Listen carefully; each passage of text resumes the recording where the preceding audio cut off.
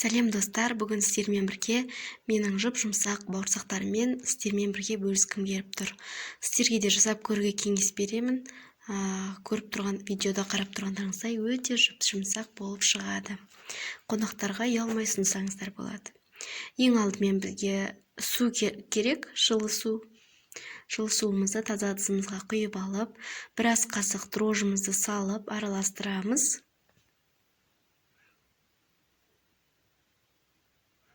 Біраз қасық тұзымызды қосамыз.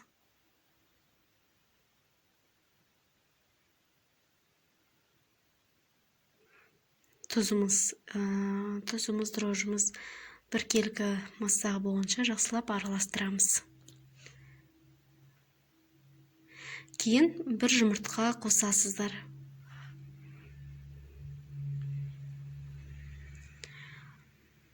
Бір жұмыртқа қосып араластырып, маргарин қосамын, кейін сары майды мен ерітіп алдым.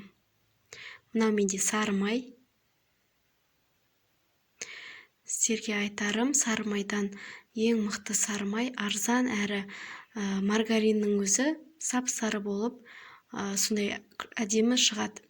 Мамина рецепт деген сондай май бар магазиндерде. Мен көп магазиндерден көрмеймін, бірақ үлкен магазиндардан табасыздар. Мамина рецепт деген маргарины сары майы бар. Өте арзан бағада тұрады. Сонымен жасасаңыздар әдемі шығады. Ұнымызды керегінше салып, жұмсақ тесто жасаймыз.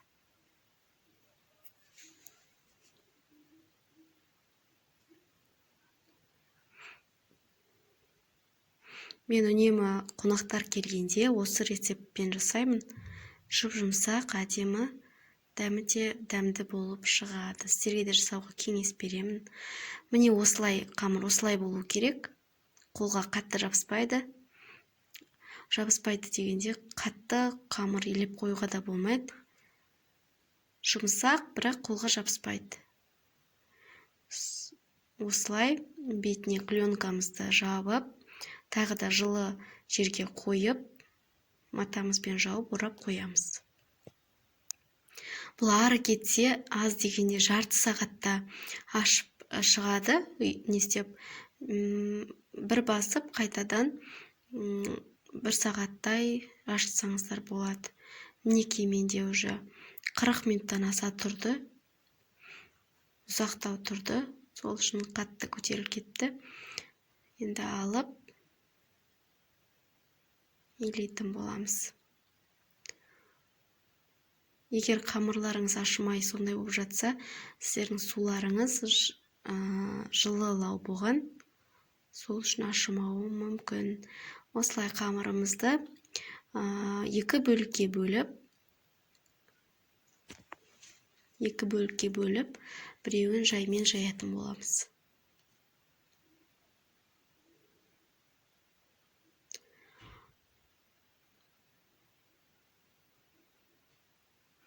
Көбісі майонез, раздрахесин, тағы да басқа көп заттардан жасап жатады. Қаймақ, сүт, айран.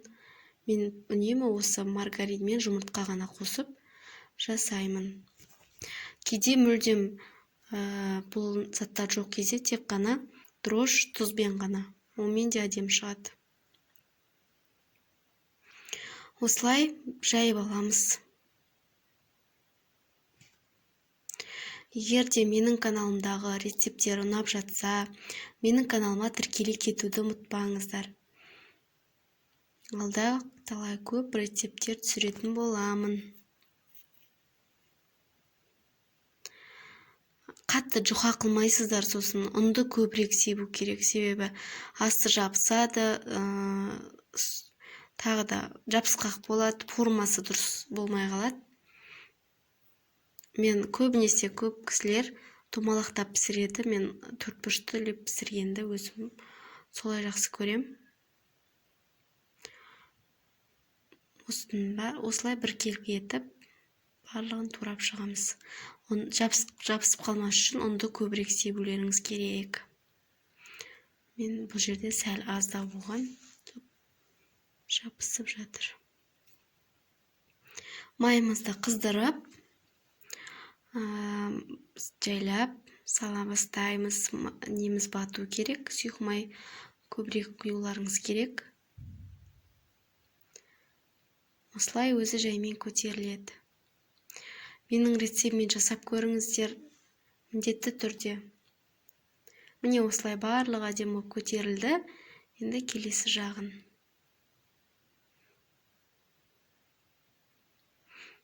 Міне осылай барлығын осылай пісіріп алдым. Мен бұл рецепте 6-7-8 адамға жасалатын бауырсақ дайындадым. Сіздер одан көп жасасаңыздар болады. Мінекей біздің бауырсақтарымыз дайын болды.